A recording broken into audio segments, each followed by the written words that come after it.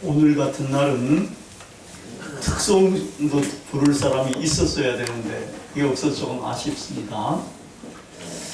성탄절쯤이 되면은 저는 이제 독일에서 이제 배웠던 성탄절 그 노래를 흥얼거립니다. 지난 월요일 날 우리 고등학교 기독교인들이 모이는 신우회에 가서 예배드리면서 거기서도 제가 이제 그 노래를 불렀습니다. 오늘도 제가 특송으로 부르려고 그랬더니 집사람하고 애들이 극구 말려가지고 제가 그냥 생략을 했습니다. 이렇게 나가는 노래예요. 라이제 리제 데오시네 고요하게 눈이 내리고 하는 이런 식으로 나가는 노래입니다. 우리가 그 전에 젊었을 때 또 이제 이 성탄절쯤이 되면은 영어 노래로 화이트 크리스마스 있잖아요. I'm dreaming of a white Christmas 뭐 이렇게 나가는 그런 이제 영어 노래도 있는데 거기서 보면 공통적으로 이 크리스마스 노래를 이제 눈과 연결시켜서 이렇게 노래를 하게 되는 것 같아요. 올해는 이제 오늘 보니까 너무 날이 맑아가지고 눈 기대는 이제 사라진 것 같은데 하여튼 이 성탄절쯤이나 하여튼 이렇게 눈이 오게 되면은 우리 마음도 차분해지고 또 마음속에 어느 정도의 이 즐거움과 기쁜 마음도 생기고 그 강아지는 아니지만 그렇게 강아지는 막 좋아가지고 막 이제 뛰돌아다니지 않습니까? 그렇지는 않지만 즐거운 마음이 생기는 것 같아요. 이 눈처럼 하늘에서부터 땅으로 위에서부터 아래로 내려오는 모든 것들은 굉장히 괜찮은 것 같아요. 좋은 것 같고 또 때로는 우리 문학적인 데나 우리 삶에도 그런 것들이 굉장히 필요한 것 같습니다. 여기 한번 제가 그걸 몇 가지를 이렇게 모아봤는데 그 영상을 보면은 이게 뭐죠? 별똥별, 운석 별똥별이 떨어지는데 쫙 떨어지는 거. 그 다음에 보면은 여기 보면 요 사람들도 별똥별 떨어진다 그러면서 이런 것들도 우리가 어렸을 때 보면서 굉장히 즐거워했던 그런 부분들이 있는 것 같아요. 그러면 이제 위에서 내리는 게 뭐죠? 햇빛. 이게 햇빛이 쫙 내려지는데 이런 것들도 그렇고 그 다음에 것도 이건 햇빛이 비치는데 내 영혼에 햇빛 비치면 더 좋다는 그런 의미가 담겨져 있겠지요. 그 다음에는 이제 또 눈이 이렇게 내리는 거, 또 이제 여기도 이제 눈이 내리는 거예요. 이렇게 햇빛도 위에서부터 밑으로 내리는 거. 이건 햇빛은 모든 생명체가 살아가는데 필요한 거 아니겠어요? 또 이제 물도, 눈도 그렇고 비도 그렇고 위에서부터 아래로 내리는데 이 물도 모든 생명체가 살아가는데 굉장히 필요하지 않습니까? 마찬가지로 예수님도 태어나셨는데 이게 보니까 이게 예수님은 하나님의 아들로서 하늘에 계시다가 이 땅으로 오셔가지고 땅에서도 낮은 마구유에 이렇게 이제 태어나시게 된 거예요. 이렇게 보니까 정말 위에서부터 내리는 것 굉장히 좋은 것 같아요. 우리 인간의 영적 생명에 반드시 필요한 구세주 예수님도 이렇게 하늘 보좌를 버리시고 이 낮고 천한 곳에 이렇게 태어나셨습니다. 오늘 성탄절에는 구세주 예수님의 나심을 알려주는 누가복음의 기사를 묵상해 보면서 우리가 은혜를 나누려고 합니다. 오늘 본문은 예수님의 탄생을 놀랍게도 세계사의 지평에다가 세워 놓습니다. 우리 기독자들 또 많은 사람들은 정말 근시적으로서 자기의 생활이나 삶, 교우, 자기 가정, 나라에 대한 것들도 제대로 생각 못하는 사람들이 많은데 기독교 지도자들 성서의 기자는 세계사적인 이런 지평에다가 우리 주 예수님의 태어나신 것을 이렇게 묘사를 하고 있습니다. 이 예수님의 탄생은 세계 통치자 로마 황제 아우구스투스가 다들 호적을 하라고 이렇게 명령을 내린 사건으로부터 시작을 합니다. 황제의 명령에 따라서 나사렛에서 살던 요셉이 임신한 마리아를 데리고 호적하러 베들레헴에 가서 머물 때에 마리아가 예수님을 출산을 합니다. 이 호적하러 갈 때는 꼭 부인을 데리고 갈 필요가 없습니다. 근데 마리아를 데리고 간 것은 마리아를 너무 사랑했기 때문에 그러지 않았겠는가. 또 이제 마리아가 아직은 만삭이 되지 않아가지고 그렇기 때문에 데리고 갈 수가 있었던 거예요. 나사렛에서부터 베들레헴까지 직선거리로만 120km예요. 근데 보통은 어떻게 가는가 하면 거기서 갈릴리 호수로 내려와가지고 갈릴리 호수로부터 해야지 요단강을 따라가지고 여리고까지 와서 여리고에서 이제 해발 한 1000m 정도 차이가 나는 예루살렘으로 가가지고 거기서 이제 베들레헴으로 내려가는 그게 코스입니다. 그렇게 간다면 한 150km에서 170km까지가 되는 그런 거리입니다. 옛날에는 이 교통이 불편하지 않아요. 걸어가기도 하고 나귀도 태워 갈 수도 있고 뭐 이러긴 하는데 만삭의 여인을 그렇게 데리고 갈 수는 없다라는 겁니다. 근데 묘한 거는 베들레헴에 가서 우리는 그냥 만삭이 됐기 때문에 2, 3일 후에 그냥 출산한 것으로 이렇게 대부분 이해를 하는데 성경에는 그렇게 묘사를 하지 않습니다. 성경에는 거기서 머물 때에 라는 이런 표현으로 썼는데 그거는 제법 오랜 기간을 머물 때 표현하는 그런 표현이라는 거예요. 그래서 쟤들 한 몇 개월은 거기서 있었다는 겁니다. 그래가지고 몇 개월 있으니까 임신한 분이 점점 배가 불러온 거죠. 그러고서는 이제 거기서 베들레헴에서 이제 예수님을 출산하게 되는데 이걸 보면은 상당히 인상적이에요. 아버지 요셉이 뭐죠? 그 직업이 목수잖아요. 목수는 좀 천대를 받을 수가 있었던 것 같아요, 그때도. 근데 이 요셉이 자기의 원래 고향, 이 다윗의 고향이나 마찬가지인 고향 베들레헴까지 갔어요. 원래 고향에 갔는데 몇 달 동안도 방 하나 제대로 구할 수가 없었다는 거예요. 말하자면은 거기 베들레헴에 있는 원래 친척들 이런 사람들조차도 저거 뭐 이러면서 방을 안 준 셈이라는 거죠.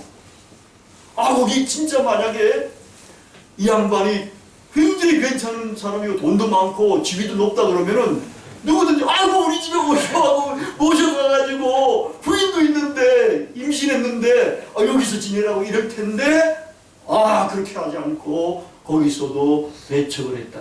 몇 개월 동안 있으면서도 부인이 점점 배가 불러오는데도 방 한 칸 내주는 사람도 없고 이래가지고 어디서 겨우 몸을 풀 수밖에 없었는가 하면은 이게 마구간에서 몸을 풀 수밖에 없는 그러한 정황이었다는 거예요. 그러니까 굉장히 가난했다. 그렇기 때문에 천대를 받았다. 배척을 받았다.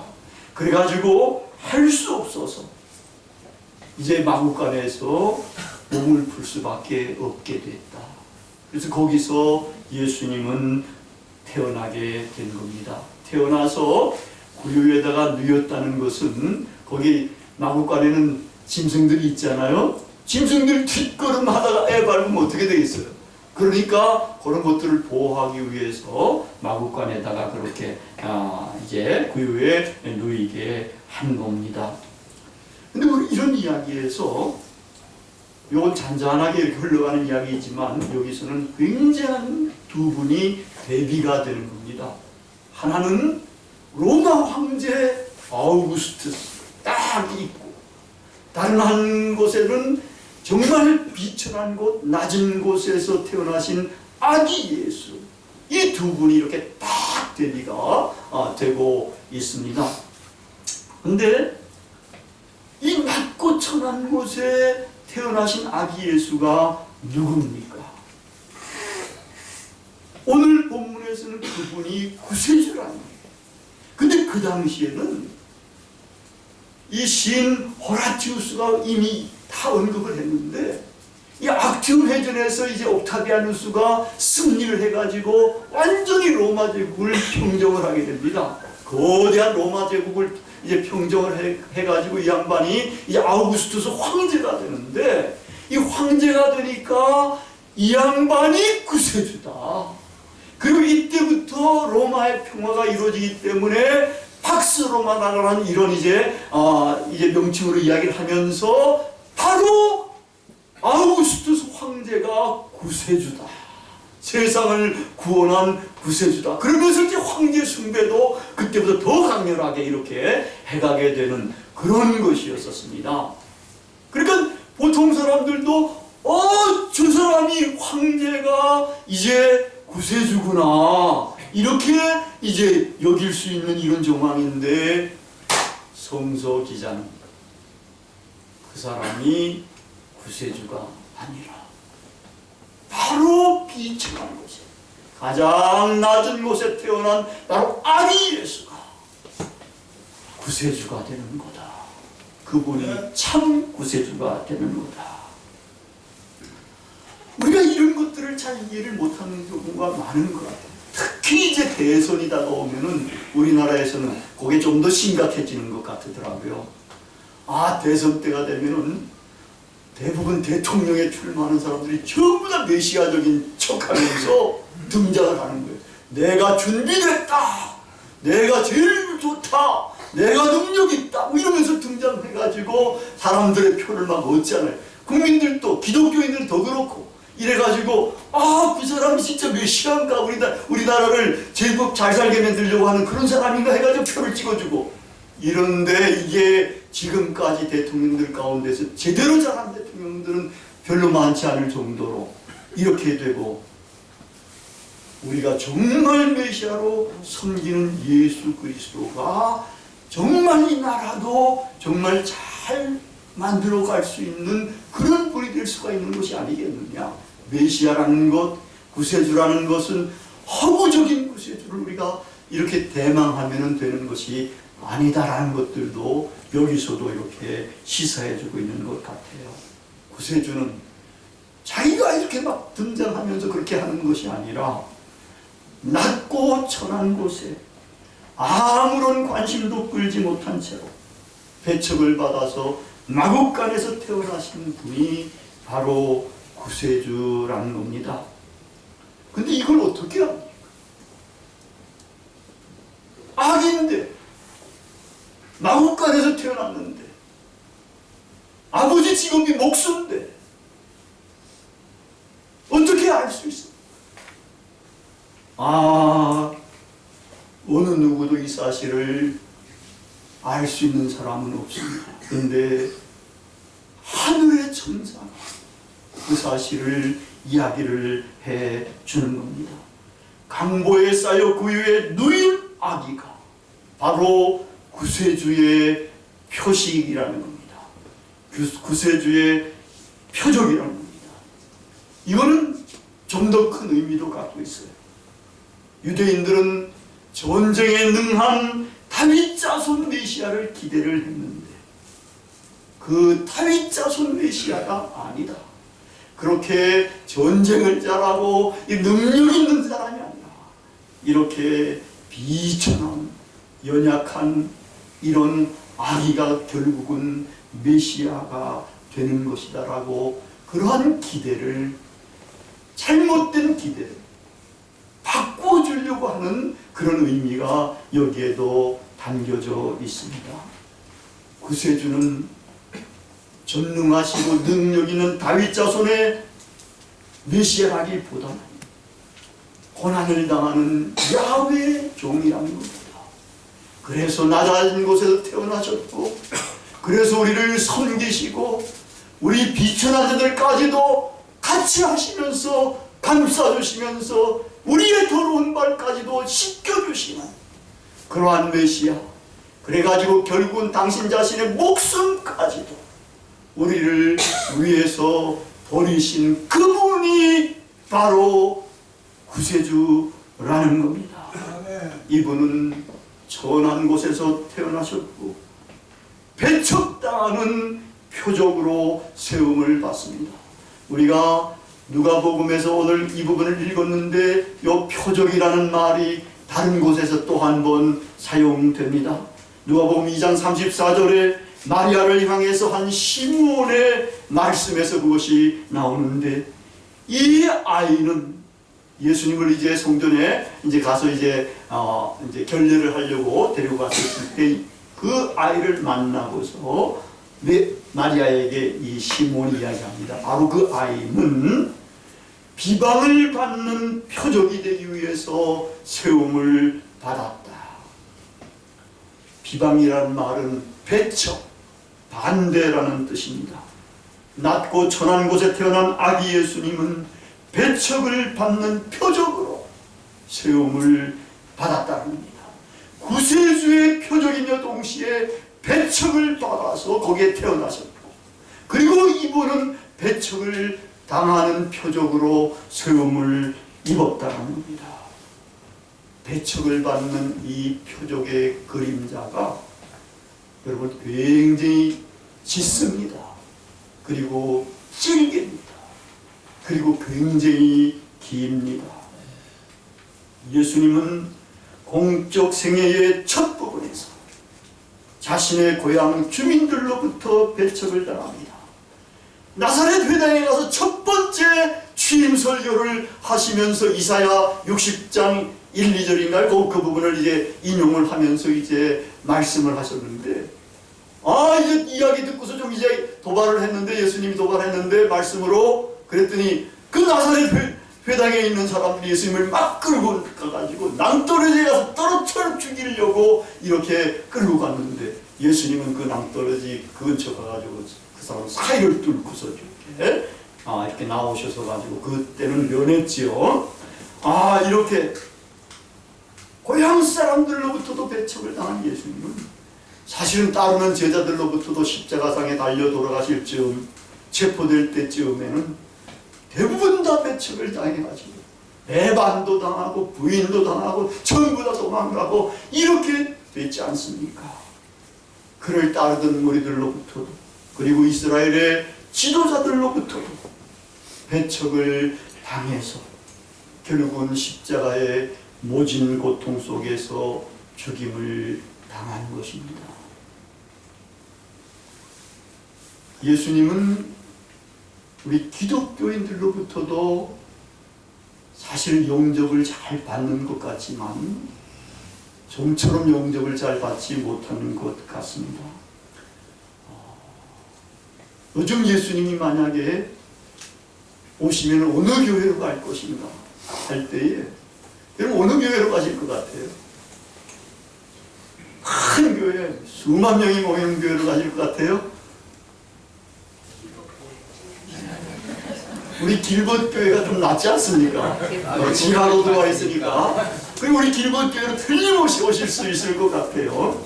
그러니까 큰 교회에서는 말하자면 그런 내가 큰 교회, 작은 교회 이걸 이야기하는 것이 아니라 우리 일반 기독교인들이 예수님을 영접을 하지만 쉽게 배척하는 경우가 많습니다.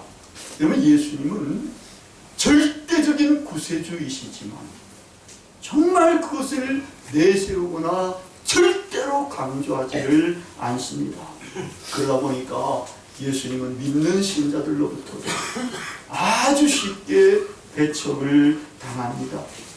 그러면 신자들이 예수님을 구주로 영접을 한다고 해서 영접을 해서 마음에 모시지만 얼마나 마음에 모신 예수님을 쉽게 배척합니까?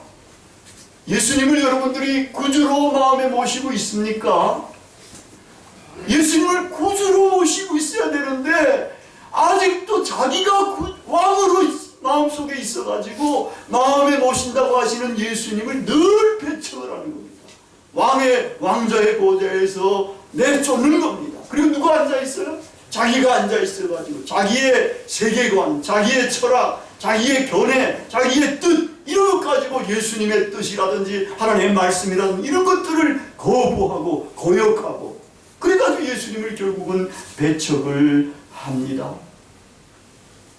예수님은 그럼에도 불구하고 아무런 말씀도 하지 않으시고 묵묵히 그러한 배척을 견뎌내십니다. 이러다 보니까 기독교 지도자들로부터도 배척을 당하는 경우가 많습니다. 이건 이제 우스갯소리인데 우리가 신학교 교수기 때문에 이제 이런 거 듣고 이야기도 하는 그런 거예요. 아니 요즘 목사님들은 예수님께서도 오시면은, 여러분 예수님께서 만약 여기 오신다면 여러분 가만히 앉아가지고 예수님 어서 오세요 이렇게 하시겠어요? 어떻게 해야 될 것 같아요? 맨발로 뛰어나가요. 맨발로 뛰어나갈 정도로 팍 일어나가지고 예수님 어서 오십시오 이렇게 되는데 목사님들은 안 그런다는 거예요. 딱 의자에 앉아가지고 절대로 안 일어나고 예수님 어서 오세요 이런데요. 왜 그러겠어요? 일어나면 자리를 뺏길까봐. 이런 우스갯소리도 있을 정도입니다. 뿐만 아닙니다. 여러분 우리 기독교 개신교 교파가 여러 교파로 나누어져 있지 않습니까? 그러면 신학 공부를 하고 하는 이런 지도자들이 누구를 배우는지 아세요? 예수님을 절대로 배우지 않아요. 사도 바울을 배운다거나 장로교회는 누구를 제일 많이 언급하겠어요? 칼빈. 루터교회는 루터. 우리 성결교회와 감리교회는 요한 웨슬레. 이런 사람들만 이야기를 많이 하는 거예요. 그 예수님은 신학교에서도 사실은 배척을 당하고 있는 그러한 현상이 벌어지고 있는 겁니다. 그렇기 때문에 예수님이 가르치신 것도 제대로 잘 모르는 경우들도 많이 있습니다. 예수님의 제자가 되고 싶어서 왔는데 예수님에 대해서는 안 가르치고 딴 사람들만 가르쳐요. 그러니까 예수님의 제자가 잘 되기도 힘듭니다. 그래서 절대로 낮은 곳으로 내려가려고 안 그래요. 주로 어디로 다 가려고 그러겠어요? 높은 데로, 더 큰 데로, 이런 데로만 가려고. 예수님의 제자가 되기 위해서 온 사람들조차도 그런 식으로 하고 있습니다. 예수님은 이렇게 기독교인들로부터도, 기독교의 지도자급으로부터도 배척을 당하고 있습니다. 오늘은 전 세계가 돌아가면서 하루 종일 메리 크리스마스 하면서 예수님의 나심을 축복하고 축하하면서 흥겹게 즐거워하고 있습니다. 가장 낮은 곳에만 배척당하는 예수님을 제대로 잘 모르고 그분이 오신 의미도 제대로 잘 모르고 그러고 있습니다. 마치 예수님께서 배척을 당해서 십자가상에 달려 돌아가 있을 때에 군중들과 같은 그러한 모습을 보여주는 것 같아요. 그 밑에서 내가 하나님의 아들이면 거기서 내려와라! 그러면 우리가 믿겠다! 뭐 이러면서 그러는 거예요. 조롱하면서 말이에요. 그렇게 그분을 모욕하는 것은 없을 거라고 여겨집니다. 이것처럼 예수님의 배척을 당하는 표적, 이 그림자가 사실은 짙고 질기고 깁니다. 가장 낮고 천한 곳에 강보로 쌓여 누워있는 아기 예수가 구세주의 표적이며 그분이 배척을 받도록 세움을 받은 표적입니다. 우리는 이 사실을 알고 쉽게 배척할 수 있는 그분을 이제는 절대로 배척을 하지 말아야 합니다. 우리의 마음속에 정말 예수님을 구주로 영접했다 그러면 그분이 나의 주님이시구나. 나는 이제 그분 때문에 생명을 얻었구나. 나는 그분의 명령이면 이제는 내가 정말 준행해 보려고 노력해야 되겠구나. 안 될 때는 정말 주님께 도움을 요구하면서 그렇게 해야 됩니다. 그래서 주님이 우리의 마음속에 정말 나의 주님으로 거하시게 해야 하는 겁니다. 그렇게 거하시게 될 때가 성령 충만할 때입니다. 그렇게 될 때 임마누엘이 이루어집니다. 하나님이 나와 함께 하시게 되는 겁니다. 심령 천국이 이루어지는 겁니다. 그래야 예수님의 제자처럼 정말 예수님을 따라서 낮고 천한 곳으로 내려갈 수가 있게 되는 겁니다. 정말 참다운 기독교인이 될 수가 있는 겁니다. 이번 성탄절에는 우리 모두가 구세주 예수님을 내 마음에 영접해서 우리 마음속에 예수님이 정말 구세주로서 태어나게 해야 합니다. 그분을 늘 마음의 주님으로 모시기 바랍니다. 그러면 심령 천국이 이루어지게 되고 성령 충만하게 될 것이고 임마누엘이 실현이 되는 것입니다. 낮은 곳으로 내려가는 예수님의 참 제자가 될 수가 있습니다. 그렇게 될 때에 정말 이번 성탄절은 참으로 기쁜 성탄절이 될 것입니다. 우리의 마음은 빛으로, 기쁨으로, 평화로, 사랑으로 충만하게 될 것입니다. 이러한 복된 성탄절이 되기를 진심으로 축원합니다. 다 같이 기도하시겠습니다.